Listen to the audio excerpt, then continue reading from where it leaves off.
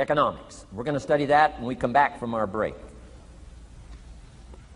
Economics. We're going to cover, especially for the kids today, how to become financially independent. We're going to let the adults listen. I've been teaching kids for the last 18, 19 years how to be rich by 40, 35 if you're extra bright. Most kids think they're extra bright. They go for 35. Or much sooner if you find a unique opportunity. We're going to get into that. Be a student of economics. Next, culture, sophistication. Don't leave that out of your life. Culture, sophistication. Culture is part of the fabric of the nation. Culture is what makes us different than dogs and animals. Culture is what makes us different from the barbarians. Culture, sophistication. Be a student of the dance and the art and the music and all the rest of those extraordinary human values that are possible for us all to participate in as well as to enjoy. Be a student of culture. And the last one is spirituality. Study it from the Bible and all the related books about spirituality. If you're a believer, study and practice. Let your library show you're a serious student. Next, keep a journal. Shoaff said, Mr. Rohn, not only be a student, but the good ideas that you develop from the books. Keep a separate journal. Write all this stuff down. Here's what he said. Don't trust your memory. If you're serious about becoming wealthy and powerful and sophisticated and healthy, influential, cultured, unique, keep a journal. Don't trust your memory. If you listen to something valuable, write it down. If you come across something important, write it down. Write it down. Now, I used to take notes on pieces of paper and torn off corners and backs of old envelopes and restaurant placemats and long sheets and narrow sheets and little sheets and pieces thrown in a drawer. Found out, best way, keep a journal. I've been keeping these journals now since age 25. It makes up a valuable part of my own learning, and it's a valuable part of my library. My own journals now form a good portion of my own library. The stuff. I'm trying to get kids to do like I do, be a buyer of empty books. Kids find it interesting I'd buy an empty book. Especially at my status in life. What did I pay for this one? $26. Kids say, $26 for an empty book? Why would you do that? Well, the reason I paid $26 is to press me, to see if I can't find something worth $26 to put in here. And I'm telling you, all my journals are private. But if you got a hold of one of my journals, you wouldn't have to look very far until you would say, this is worth more than $26. I must admit, if you got a glimpse of Mr. Rohn's journals, you'd have to say he is a serious student. Not just committed to his craft, but committed to life, committed to skills, committed to learning, to see what I can do with seed and soil and sunshine and rain and miracle and possibilities and turn it into equities of life and treasure, family relationships, enterprise, sales, management, gifts galore, everything you want, all available, especially in America. I'm asking you, keep a journal. I call it one of the three treasures to leave behind. Let me give you that. One of the three treasures to leave behind. Number one is your pictures. Take a lot of pictures. Did you ever look back, right? 2 or 3 generations, just a handful of photographs way back there. Wouldn't it be something if there was album after album, thousands of pictures to help tell the story? A picture's worth 1,000 words. Don't be lazy in capturing the event. How long does it take to capture the event? A fraction of a second. How long does it take to miss the event? A fraction of a second. Errors in judgment or disciplines. Take lots of pictures. Help tell the story. Click, click, got it. Click, click, got it. Keep. I go to Taiwan to lecture. Taipei, Taiwan. Grand Hotel. Neat place to do a weekend seminar. I got 1,000 students. Guess how many cameras? 1,000 cameras. They all bring their cameras. They wouldn't miss the event, take pictures. Takes me more time to take pictures than it does to do the lectures. Here's my new American friend. Here's my new American friend. Click, click, save it. Got it. 1,000 words, each one. What a scenario. Don't miss the pictures. When you're gone, one of the things to leave behind, the treasure in picture as well as in words. Key. Next, your library. The library that you gathered, that taught you, that instructed you, that helped you to defend your ideals, that helped you to develop a philosophy, that helped you to become wealthy and powerful and healthy and sophisticated and unique. The library that helped you conquer some disease, the library that helped you to conquer poverty, the library that caused you to walk away from the ghetto, the library, the books that instructed you, fed your mind and fed your soul. Leave your library behind. One of the greatest gifts you can leave behind is your library. Stepping stones out of the darkness into the light. Your library. So leave your books behind. Your books will be more valuable than your couch. Your books, your books, your books. And third is your journals. The ideas that you picked up.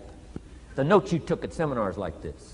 Wherever you found an occasion to gather something valuable and put it in here so you could go back over it and go back over it. Repetition is the mother of skill. Read it one more time. Learn it one more time. See if you can digest it one more time. Let it coach you one more time. Let it teach you one more time. Let it inspire you one more time. Words are inspirational. The lyrics of a song. And not just read it once. That's why we put our stuff on cassettes so you can go through it again and again and again. If you hear a beautiful song that does something to you, you don't say, well, that's enough. Don't need to hear that again. No. Wouldn't you want to hear it again, hear it again, hear it again? Let it instruct you. Let it feed you. Let it teach you. Take you on wings of emotional journeys. Wouldn't you want to do that again? The answer is yes. That's what's so important. And here's what's important. One of the things to leave behind, that's your journals. All the stuff you took the meticulous time to gather. One of the greatest proofs that you're a serious student. Taking pictures, that's pretty easy. Buying a book at a bookstore, that's pretty easy. Here's one that's a little more challenging. Be student enough of your own life and your own future and your own destiny. Be student enough to take the time to keep the notes and keep the journal. You'll be so glad you did. What a treasure to leave behind when you go. Your journals. Wow. I wouldn't be without mine now.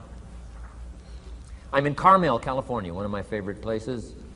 It's where I wrote my first book called Seasons of Life. I went to this little church one Sunday morning. First time I'd been there. Little small church, I don't know, 150 people. Classic sermon that morning. Classic sermon. One of the best I've ever heard in all of my life. I happened to be there. And I had my journal. While this sermon is going on, I can't believe it was so precise, it was so unique, it was so powerful. And I've got my journal, and I'm taking notes. Taking notes of this classic sermon. Guess how many other people were taking notes? Approximately, guess. How many do you suppose? It looked like, best as I could tell, I'm the only one taking notes of this classic sermon. Now, since I'm a stranger there, and it's the first time I've been there, and I'm taking these notes, people started looking, who is he, and what's he doing? I started feeling just a little bit uncomfortable. But I'm still writing. Now I'm feeling kind of like a spy, right?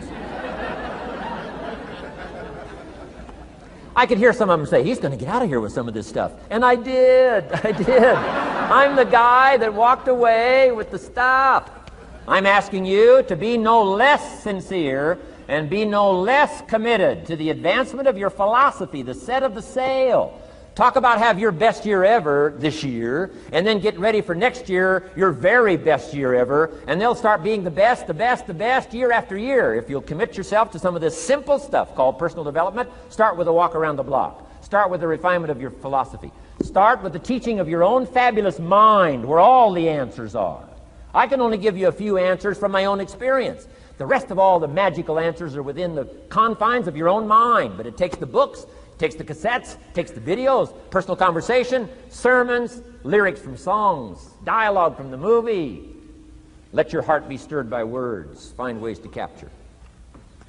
part of your personal development quest. Now, here's the last subject on personal development just before we take our break. Isn't this good stuff? I'm telling you, this stuff changed my life. Turned me every way but loose. I've never been the same since the teacher gave me some of this simple instruction. How to go from where you are to where you want to go. How to go from what you are to what you want to become. How to go from pennies to treasure. How to go from nothing to fortune. It's all within the confines of this stuff that I've been trying to share with you. Laboring best I can. Words are clumsy when you try to in your experience. But I'm doing my best today, and I'm excited about it. Appreciate you taking all these good notes. Good students today. I appreciate that.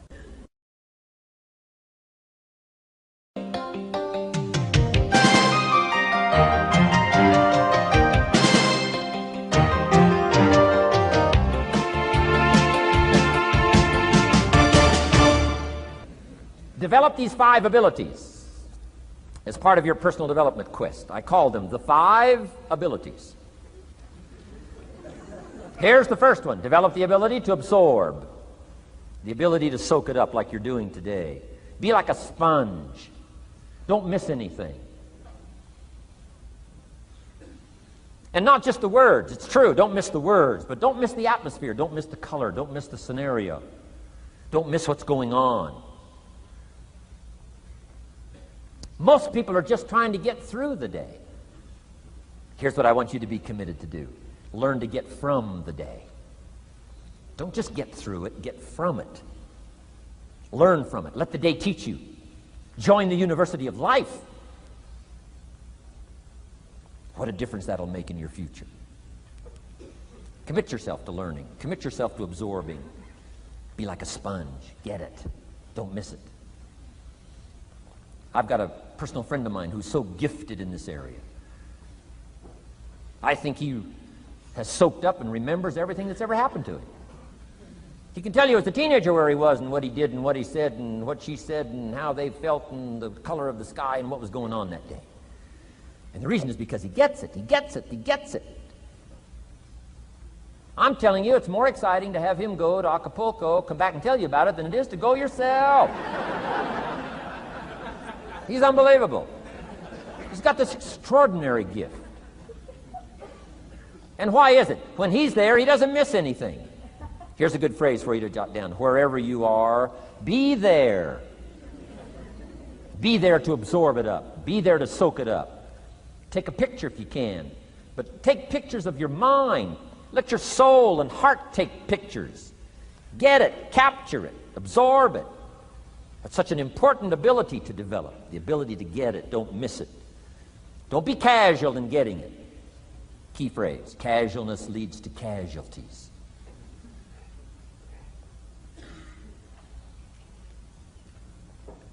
Second, learn to respond.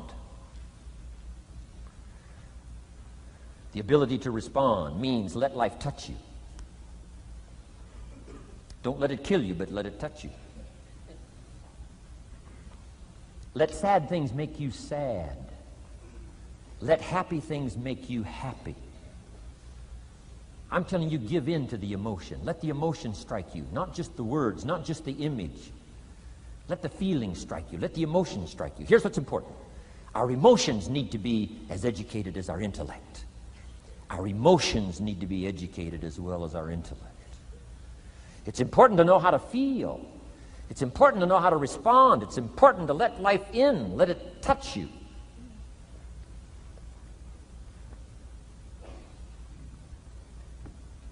I'm the greatest guy in the world to take to the movies. I get into a good movie. I want a good movie. Make me laugh, make me cry, scare me to death, teach me something, take me high, take me low. Just don't leave me as I was when I came in. Touch me. Do something to me. Wow. I picked up the newspaper in Australia. The advertisement says, see Dr. Zhivago on the big screen. I said, my gosh, I got to go see it on the big screen. I'd seen it, 2 or 3 times before, but the big screen, I love the old theaters, right? The balconies and the chandeliers and the draperies and all the stuff, the big screen. So I go one more time, see Dr. Zhivago, and sure enough, I'm swept away one more time. Story of the Russian Revolution, Dr. Zhivago, and that whole scenario. I had always missed the importance of the ending of that movie until this time. The other times I missed it. I'm telling you, this time, I got it. Comrade General said, Tanya, how did you come to be lost? After he'd found her, right? Said, how did you come to be lost? And she said, well, I was just lost. He said, no, how did you come to be lost? She said, well, we were, the city was on fire when we were running to escape, and I was lost. He said, no, how did you come to be lost? And that's what she didn't want to say. He finally pressed her again, how did you come to be lost? And she said, well, while we were running through the city and it was on fire, my father let go of my hand, and I was lost. That's what she didn't want to say. Comrade General said, Tanya, that's what I've been trying to tell you.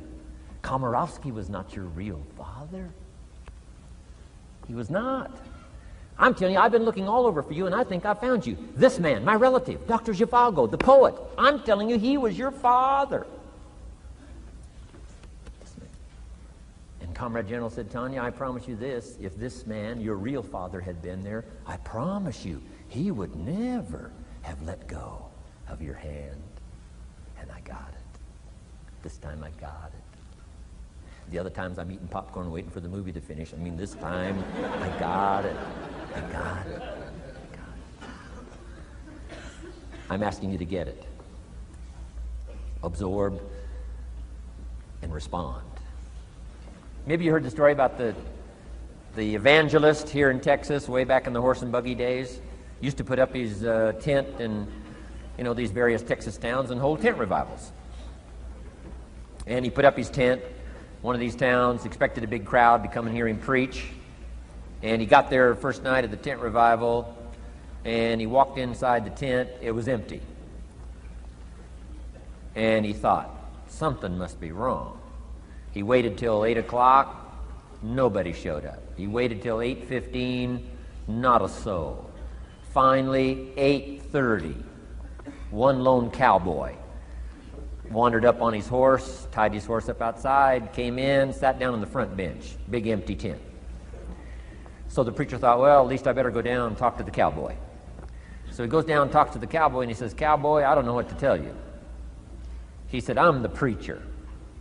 And this tent was supposed to be full of people. And he said, something's gone wrong. I really don't know what to do. I'm embarrassed. And he said, I don't know what to do. And the cowboy said, well, I'm not a preacher. I'm just a cowboy, so I can't tell you what to do. But he said, I know this, if I went out to feed my cattle and only one showed up, I'd at least feed it. So the preacher said, hey, the cowboy is right. If you've got a message to share, if there's one person or 1,000, don't let your ego get in the way. You should do the best you can. So he got kind of inspired by this conversation with the cowboy, jumped up on the platform, started preaching as if the tent was full of people. And he was so inspired, he just kept going, went for an hour and 15 minutes, hour and a half. Finally, wound down and quit. Come down off the platform, talked to the cowboy again, said, well, cowboy, what did you think of my sermon? The cowboy said, well, I'm not a preacher, so I can't really tell. I'm just a cowboy. But he said, I know this. If I went out to feed my cattle and only one showed up, I'd feed it, but I wouldn't dump the whole load on it.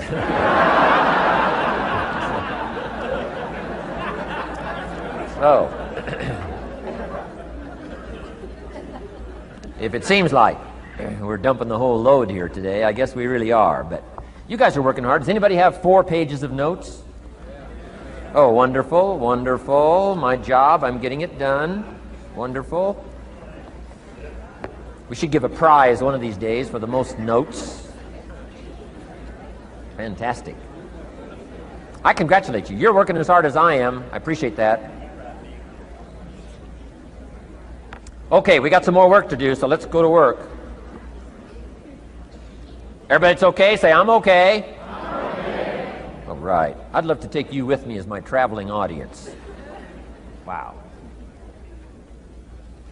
We've covered the first 2 abilities in the personal development quest. One is the ability to absorb, don't miss anything, pay attention. Good watchword for the 90s, pay attention. Things are moving so fast these days, you got to pay attention, pick it up, soak up the colors, soak up the sounds, soak up what's going on. Second, respond, let life touch you. Let the emotions affect you as well as the sights. Now here's the third ability. Develop the ability to reflect.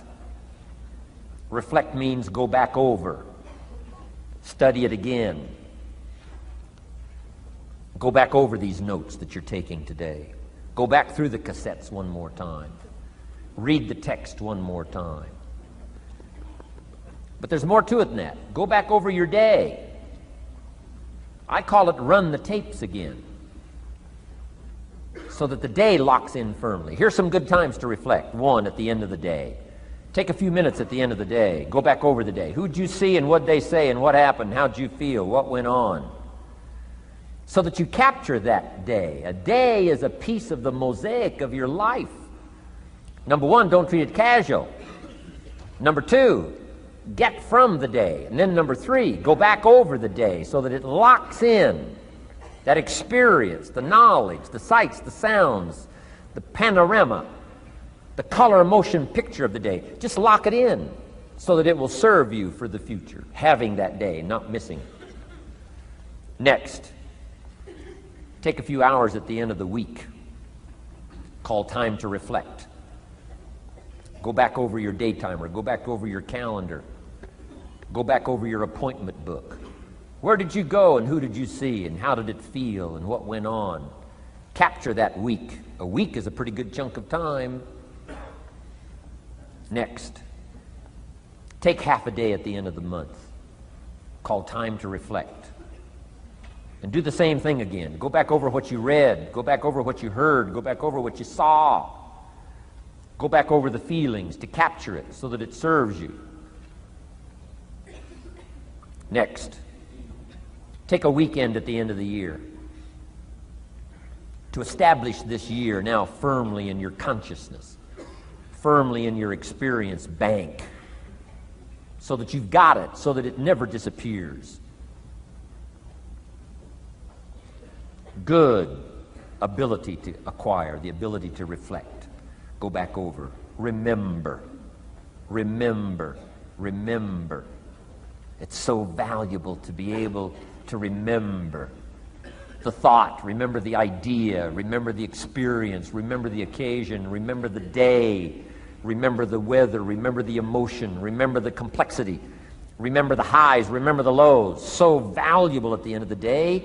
Lock that day in. Lock the month in. Lock the week in. Lock the year in. Old Testament says a unique scenario unfolded according to the law, and that was they worked 9 years, and the 10th year was a sabbatical. The 10th year, work 9, take the 10th year, and not just to relax, not just to replenish, not maybe just to get physically in shape. Change of pace, we call it in the modern society, but not just for that. I'm sure that in ancient days, that sabbatical was to go over the last 9 years, what went right and what went wrong, and what worked well and what didn't work well. And how did you grow, and how did you learn, and how did you change, and what have you got now after 9 years that you didn't have at the beginning of the 9 years? See, that's so valuable, a sabbatical, some time. There's also something to be said for solitude when you reflect. Sometimes you can reflect with somebody. Husband and wife reflect on the past year, right? Parents reflect with their children on the past year. How did we do it, and how didn't we do it, and how could we improve? Colleagues can reflect with each other. But now here's one of the most important. You've got to learn to reflect with yourself. There's something to be said for solitude. There's something to be said for taking those occasions to shut out the world and shut out everything else for a while. I've got a motorhome. That's how I do it. With my motorcycle on the back. And I head for the mountains and ride the Jeep trails, where there's very few human beings. on the Jeep trails, or out in the desert somewhere. It's called my time to get away. When you live a very public life, you treasure solitude. A chance to reflect, go back over my life, go back over my skills, go back over my experiences. Alone, alone. There are some things you need to do alone. Ponder, think, wonder, read, study, absorb, soak in. See if you can't become better this year than you were last year, better the next 9 than you were the first 9. Solitude. There's even a more modern advice that says, go to the closet for time of meditation, time of prayer. Go to the closet. Closet meaning what? Away. And there's even a graphic description of the away. It said, enter into your closet and what? Got some students here, I'm sure. What? Close the door. For what? Just to shut out everything. Life is experience, experience, experience, and touching and seeing and looking and doing and acting and disciplines and all the stuff. But sometimes, this is where this reflecting is so important, to shut the door, to shut the door and wonder, prayer, contemplation, thinking, and let things move in to your consciousness and awareness that no other way can it be done. Right? Flying down the freeway, I'm telling you, it's difficult to get through. So many things to do, it's difficult to get through. But times of solitude, times to reflect. So this is so valuable, learn to reflect. Now here's why it's important to reflect. To make the past more valuable to serve you for the future.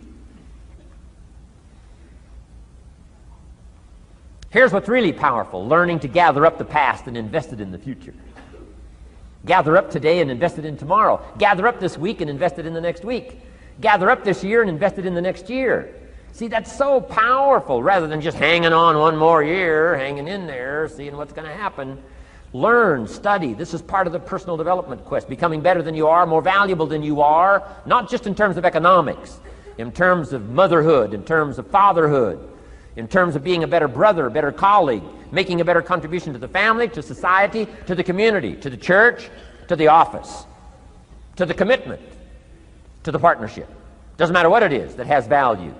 Work on yourself, then you bring more value to the partnership, to the marriage, to the franchise, to the corporation, to the enterprise, to the community, to the nation. Self-development, personal development.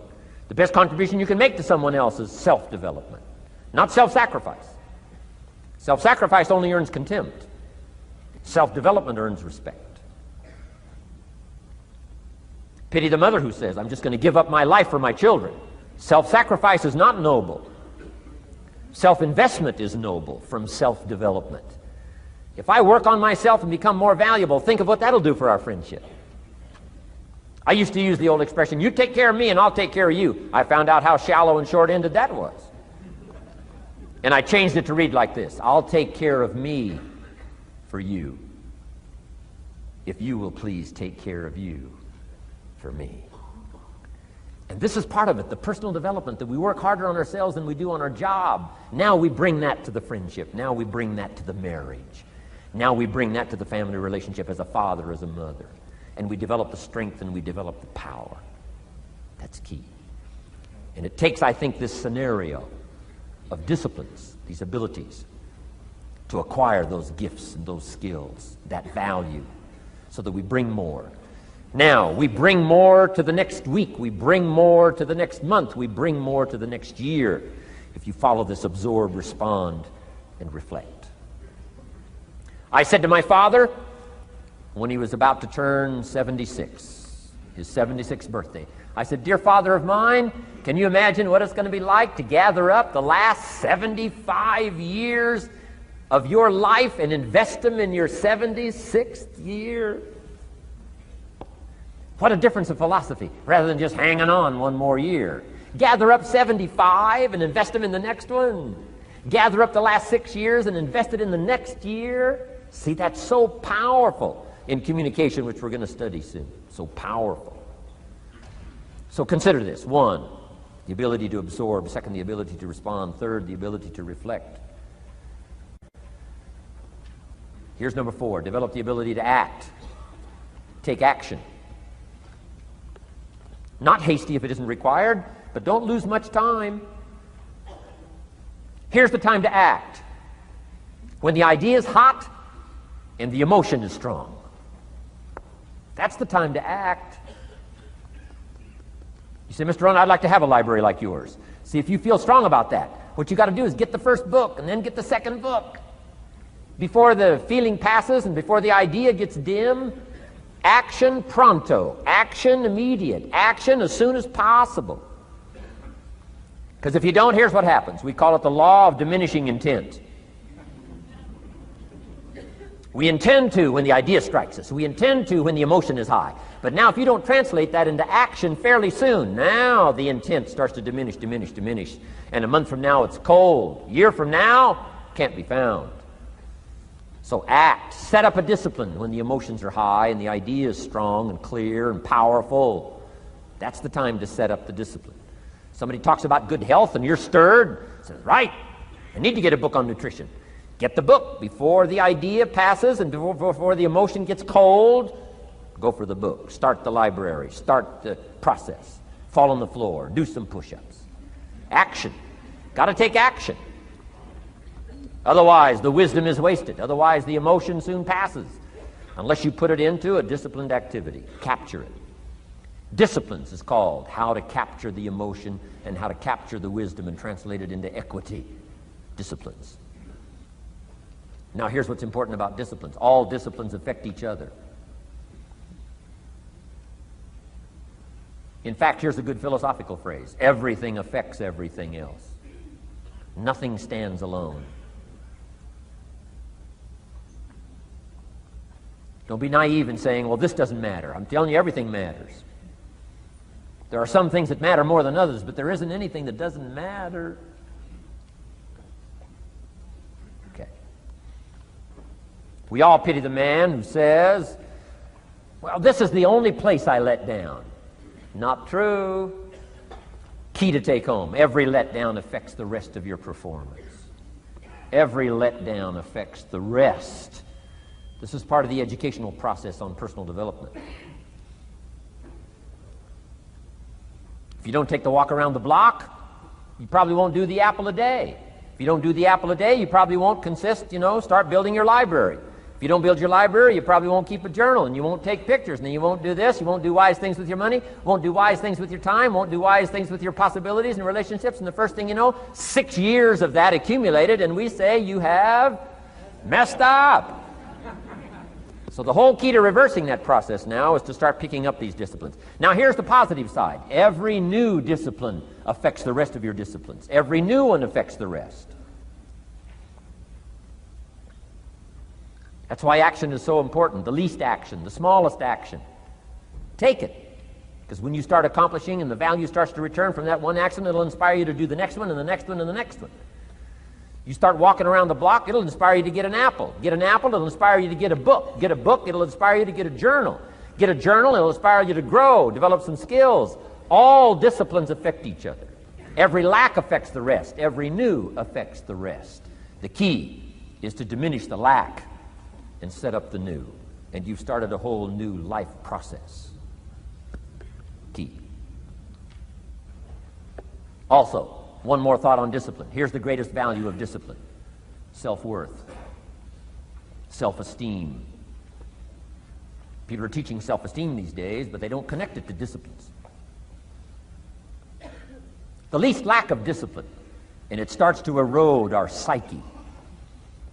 One of the greatest temptations is to just ease up a little bit, right? The slightest lack of doing your best starts to erode the psyche. Instead of doing your best, doing just a little less than your best. Sure enough. You say, well, it's just going to affect my sales. No, it's going to affect your consciousness. It's going to affect your philosophy. Now you've begun in the slightest way to affect your own philosophy. Here's the problem with the least neglect. Neglect starts as an infection. And if you don't take care of it, it becomes a disease. And one neglect leads to another. And the worst of all, when neglect starts, it diminishes our self-worth, our self-confidence, our self-value. You say, well, how can I get back my self-respect? I'm telling you, you don't have to go to 29 classes. All you have to do is start the smallest discipline that now corresponds to your own philosophy, like I should, and I could, and I will. No longer will I let neglect stack up on me so that I will have the sorry scenario 6 years from now, giving some excuse instead of celebrating my progress. That's the key to discipline. Okay? Let's get kids involved in the least of disciplines. One more, and then one more, and then another one, and then another one, and then some more. And the first thing you know, you're starting to weave the tapestry of a disciplined life into which you can pour more wisdom and more attitude and more strong feeling, more faith and more courage. Now you've got something, a vessel in which to put it. And now the equities start to flow. And the early return, I'm telling you, if you'll start this process, the early return will have you so excited. You'll commit yourself to this strategy for the rest of your life. You'll never go back to the old ways. Join a new crowd. Join a new group. The disciplines to do it. Take action. I recommended the last time I was here the little book, Richest Man in Babylon, and I said I've lectured now to over 3 million people in the last 33 years, and I've recommended this little book to almost all of them, I think. Guess how many have actually gone and got this little book? Answer, very few. My best guess is 10%. Such an easy thing to do. In that last seminar, right, I suggested this little book, number one, is easy to find. Number two, it's easy to buy. The most you can pay for it, $6, $7, $8. You can borrow that from your kids. And number three, it's easy to read. It's in story form. That's why I use it for teenagers, teaching them how to be rich by 40, 35 if you're extra bright, much sooner if you find a unique opportunity. But if it's easy to find and easy to buy, and if it's easy to read, why wouldn't everybody go get it? We don't know. What do you know? You don't know. I don't know. Nobody knows. Here's how profound it is. Some do and some don't. Now here's the numbers. About 10% do.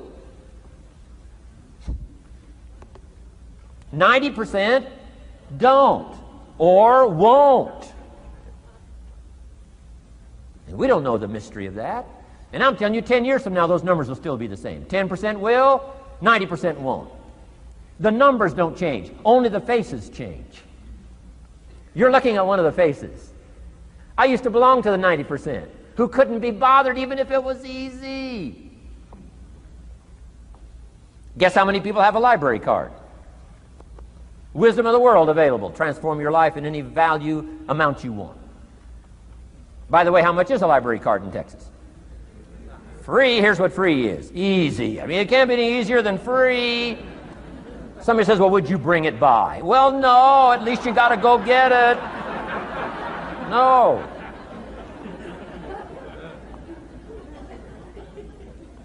Wisdom of the world available. Transform your life spiritually, socially, personally, economically, and every other way. Teach you how to be rich and powerful and sophisticated and healthy, influential. How many people have a library card? Answer, 3%.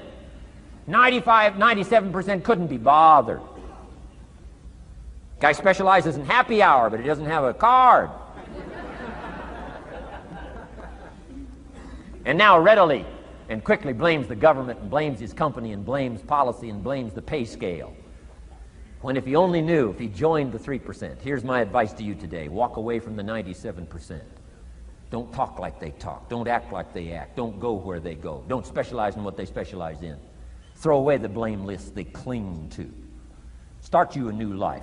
You say, well, is it as simple as getting a library card and join the 3%? And the answer is, of course. Of course. That's how easy this stuff is. This is so easy. It's so simple. It's not complex. You don't need a 2,000-year-old guru. You don't need multi-track affirmations. I'm telling you, don't. Affirmation without discipline is the beginning of delusion. Key. Don't let somebody sweep you into some contrary way to nature itself says, unless you labor. The miracle of the seed and the soil and the seasons and God and all the other stuff that's available, sunshine and rain, that's not available to you by affirmation. It is only available to you by labor. So labor well. Okay. Learn well. Discipline yourself well. And you can have all the treasures you want. This stuff's easy and simple. It's not ocean waves and seagulls. You don't have to move to Sedona, where all the force fields come together in Arizona.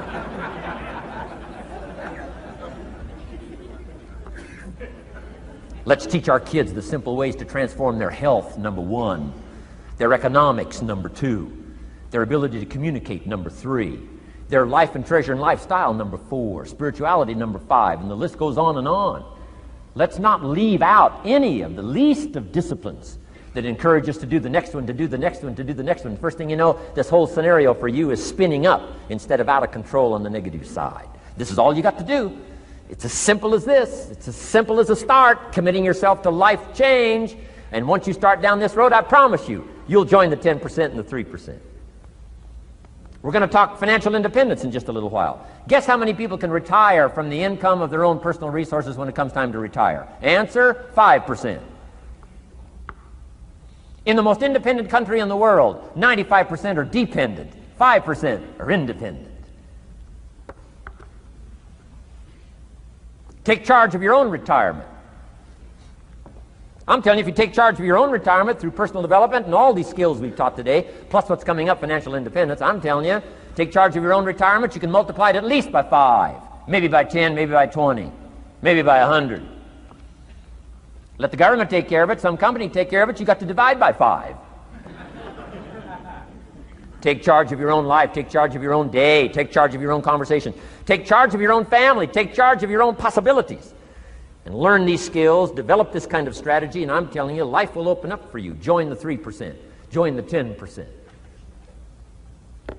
Join the 5%. Walk away from the 95%. In our Leadership Weekend we teach, find out what poor people read and don't read it.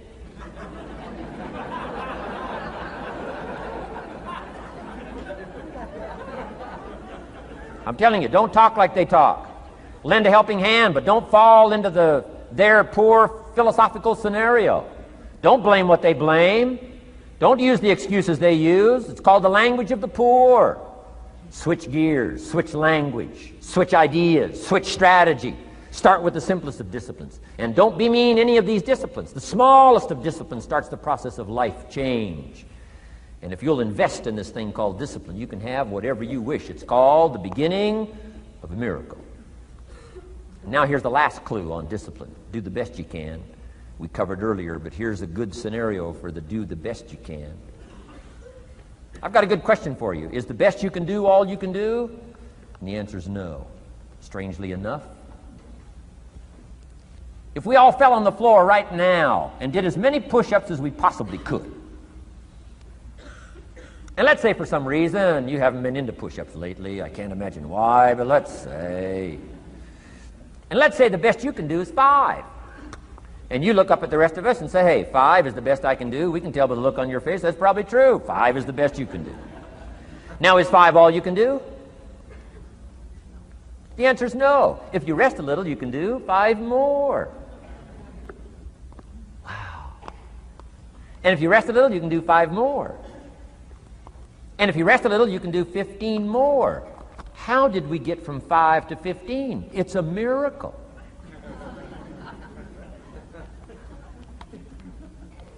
And if you rest a little, you can do 15, rest a little, you can do 15, rest a little, you can do 20.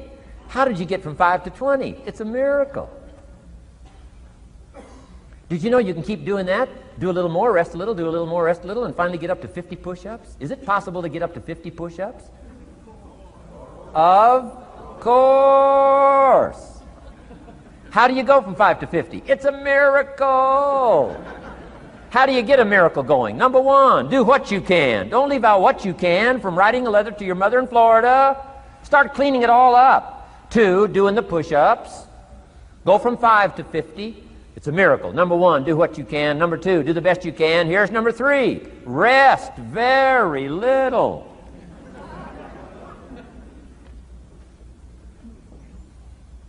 Don't rest too long. Why? The weeds take the garden. Kids have got that figured out. You can't rest too long. Here's the clue. Make rest a necessity, not an objective. The objective of life is not to rest. The objective of life is to act. Think of more disciplines. Think of more ways and means in which to use your own wisdom and your own philosophy and use your own attitude, your own faith, your own courage, your own commitment, your own desires, your own excitement. Invest it, invest it, invest it, invest it in discipline so that it's not wasted. The smallest of discipline. Thereby transform your life. Join the 5%, join the 10%, join the 3%. Guess when I went and got this little book, Richest Man in Babylon? The same day I heard about it. I went and got it. Somebody says, well, Mr. Rohn, does that make you different than most other people? And the answer is yes. Somebody says, well, why is that? We don't know. We don't know. What do you know? You don't know. I don't know. None of us knows. Some do and some don't. The numbers don't change. Only the faces change. From those who get in on a seminar like this, listen to a dynamic sermon, read a book, listen to some cassettes, take seriously the next conversation of a friend who wants to level with you, and do something about it. And you can walk away from the 97% and not live there anymore. Because if you don't, the next 6 years of your life will be like the last 6. Mr. Shove said to me, Mr. Rohn, 6 years now you've been working. I'm telling you, the next 6 years of your life is going to be like the last 6 unless you take advantage and start making these personal changes. I made the changes, totally revolutionized my life. So take a look at the next 5 years of your life. It's going to be like the last 5 unless you change. And if you will change, everything will change. Join the 5%. 10 years from now, the numbers are going to be the same. But I'm telling you, some faces in this audience can change and start showing up in the 3% crowd, and the 5% crowd, and the 10% crowd, and thereby dynamically affect your life and your future. Develop these strengths. Now here's the last ability. Develop the ability to share. Pass along to someone else. If you've picked up a good idea today, pass it along. Don't let it stay. Pass it along. A book, if you take one of these little books I've suggested home and it affects you, pass along. Say, hey, I found a book, really helped me. I found a book, got me thinking. I found a book, changed my health. I found a book, got me inspired. Pass it along, pass it along, pass it along. Here's what's exciting about sharing. If you share with 10 different people, they get to hear it once, you get to hear it 10 times. So it's probably going to do more for you than it is for them. But it's called what? Everybody wins. When somebody shares, everybody wins. Wow. Share your ideas, share your experiences, share your knowledge. You can have just as much pleasure as I do. I said, giving this seminar, this is one of my joys in life. Give a seminar like this, make the best investment I can of words and spirit and heart and soul and time, energy. I don't have to work this hard. But I gladly work this hard. Why? I want the return. Your words touch my life. See, that's heavyweight stuff. You can't buy it with money. But I'm telling you, you can get the same thing started by recommending a book. Somebody will read that book, and then they'll read another one, and they'll read another one, and they'll come to you someday and say, you got me started. That book you recommended turned my lights on, turned my mind around, got me thinking, got me pondering, and I've been on track ever since. You can get just as much praise as I do if you'll share. Share with your children. Share with your colleagues. Share with everybody that comes within your grasp. Share. Now here's what sharing does. Not only helps you, helps the person you share with. Here's what else it does. Makes you bigger than you are. If I had a glass of water up here and it was full, question, can that glass hold any more water? If it's full, if the glass is full, can it hold any more water? The answer is yes. But for it to hold more, you got to pour out what's already in. That's what I'm asking you to do. If you're full of ideas, if you're full of good things, I'm asking you to pour it out, pour it out, pour it out. Why? I'm telling you, more will be poured in, poured in, poured in. Next, when you do pour out, you become bigger. Not like a glass that stays the same. Human beings have the ability to grow in consciousness and awareness and capacity. It's unlimited capacity. I found out kids don't lack capacity. In Europe, the kids speak what? 2, 3, 4, 5, 6 languages. When I grew up, my father spoke German, never taught me. My mother spoke French, never taught me. They were trying to get away from all the old world languages back then. Had no concept how valuable languages were going to be in the future. Just didn't know. So they abandoned the German, abandoned the French. I could have learned all three languages instead of just English. My girls went to school in Beverly Hills. They've turned that around. In first grade now in the Beverly Hills school system, they offer three languages besides English: French and German, Spanish. Why? Because kids can learn two languages just as easy as one. Question: how many languages can a child learn? Here's how many: as many as you'll take the time to teach them. They do not lack capacity. They only lack teachers. Wow. And I'm telling you the same thing is with you. You don't lack capacity. But here's how you expand your capacity. And that is to share what you've got. Now you get bigger. Share some more, and now you get bigger. I'm here for a very self-interest reason. If I share with you, my consciousness grows. If I share with you, I get to hear this again. Somebody asked me not long ago, said, Mr. Rohn, how are you doing with all this stuff? You get on everybody's case pretty hard. How are you doing with all this stuff you teach? I said, well, best I can share with you is this. Listen to me very carefully, but don't watch me too close. This stuff's easier to lecture on than it is to do. I understand that. I'm working on it just like you. But hey, pour out what you've got so that your capacity grows. Now, why should you want your capacity to grow? Very self-interest reason. Here it is: to hold more of the next experience.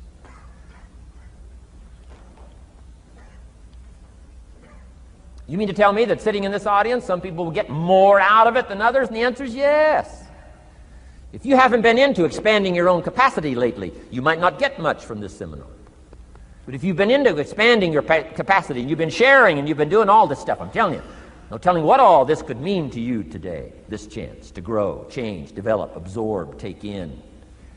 I'm asking you to expand and grow so you can hold more of the next experience. Some people can't be very happy. You could pour happiness out on the whole world. Some people can't be very happy. Why? They're not big enough. If you're small, you don't get much. Small in comprehension, small in the ability to think and wonder, small in appreciation, no matter how much is poured out.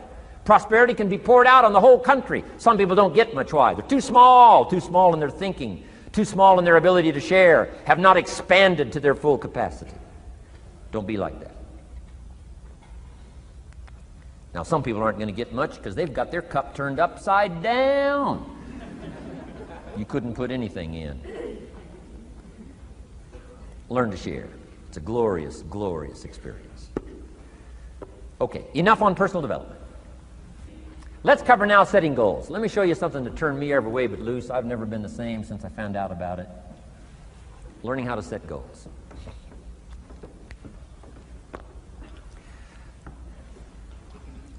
Not long after I met Mr. Schoaf, we're having breakfast one morning. Mr. Schoaf said, Mr. Rohn, now that we've gotten acquainted, we know each other fairly well, he said, maybe one of the best ways I can help you, he said, let me see your current list of goals. Let's go over them and talk about it. And I said, what? I don't have a list. He said, well, Mr. Rohn, if you don't have a list of your goals, he said, I can guess your bank balance within a few $100s. Which he did. And that got my attention. I said, you mean my bank balance would change if I had a list of goals? He said, drastically. So that day I became a student of setting goals. And I've used it to dynamically affect my life. I've taught it to some of my business colleagues. We use it to do business around the world. Setting goals. It can turn out to be a drama for your life.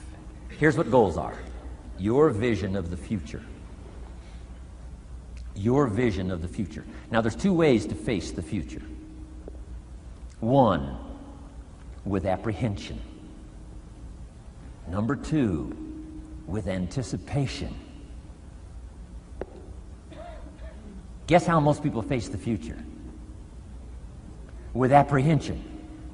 Why? Major reason why. They don't have it well designed. They've left the design of their future to somebody else. And if you don't make plans of your own, guess what? You'll probably fall into someone else's plans. Guess what someone else may have planned for you? Not much. You got to make a list of this not much stuff. I'm telling you, people all their lives count on this not much list. If all of your negative relatives all turn positive, what'll that do for your future? Not much. If prices come down a little, what'll that do for your future? Not much. If the economy gets a little better, what'll that do for your future? Not much. If circumstances get a little better, what'll that do? Not much. If the weather gets a little better over the next few years, that'll do. Not much. I mean, you could go right down this whole scenario list. Most people all their lives, with their fingers crossed, count on this not much list. That's why 10 years from now, they'll be driving what they don't want to drive, living where they don't want to live, wearing what they don't want to wear, doing what they don't want to do, having what they don't want to have, maybe become what they didn't want to become. And it all starts by counting on something that's not going to count much. You say, well, then how can my life dramatically change? You got to count on yourself. And here's one of the things you got to count on: your ability to design the future.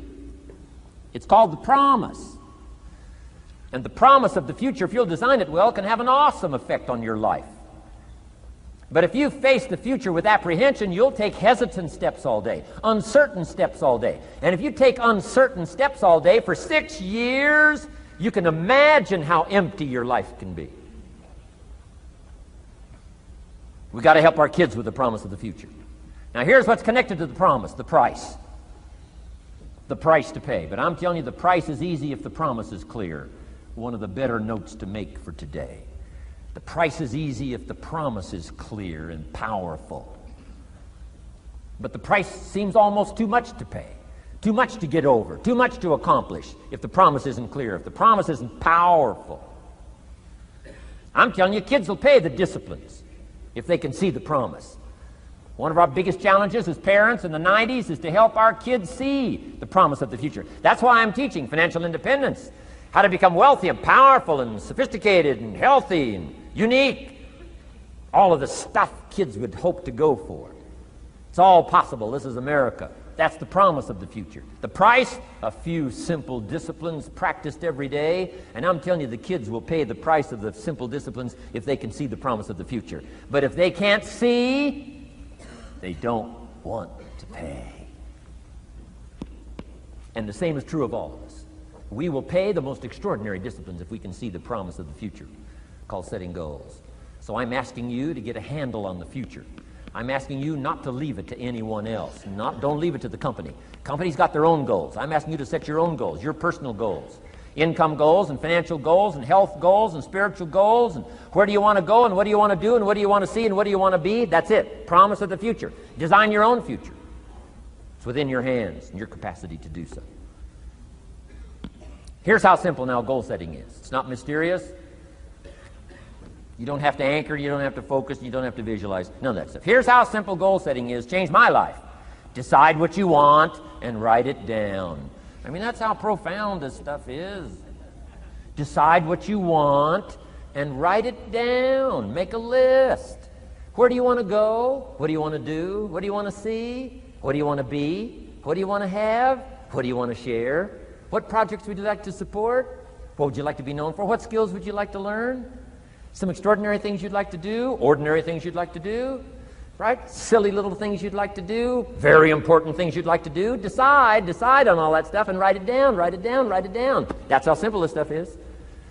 And it's your own private list. If it's really private, you know, on your list, put some stuff in code where nobody can understand it if this list fell into unfriendly hands. Okay. And simple things, whatever. Foolish things, doesn't matter. It's your list. I had a little revenge on my first list. Budget finance, who used to harass me. I got 2 or 3 payments behind. This one guy called incessantly. Said, we're going to come get your car, drag it rear end up down the street in front of your neighbors. Put me down something fierce. When I met Shof, got my life straightened out, one of the first things on one of my lists was budget finance. And when I finally got the money, I needed a little drama in my life. finally got the money to pay them off. I put it in small bills in a big briefcase. Walked into the budget finance office on Wilshire Boulevard in Los Angeles. The guy who harassed me so often, his desk was about 3 back. I opened the door, walked in, right up to his desk, stood right in front of him, never said a word. He said, "Well, what are you doing here?" Didn't say a word. I opened up this briefcase, dumped this pile of money all over his desk. I said, "Count it. It's all there. I'll never be back." Turned around, walked out, slammed the door. Now that might not be noble, but you got to try it at least one time. Pay off with a little drama.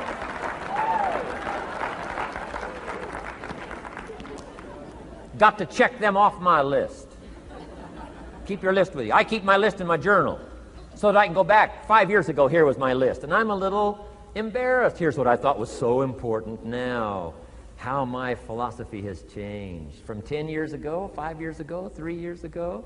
Here's my old list. Here's my new list. Here's what's valuable to me now. Here's what I want my life to be now. Here's where I want to go, what I want to do, what I want to see. Keep your lists of goals so that it shows your growth, shows your ability to change and grow. Your philosophy grows and expands what's valuable. Setting goals. It doesn't matter how small, foolish it is. Put it on your list. My Japanese friend, Toro Ikeda, put on his first list, a Caucasian gardener. Good morning. Thought that was good.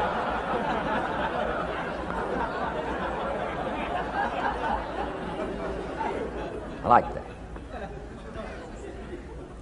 Have you got this profound thing now on setting goals? Here's how profound it is. Decide what you want and write it down. Get together with your wife, decide. Get together with your kids, decide. Get together with your business colleagues, decide. Write it down. Make a list. Okay, that's how easy it is.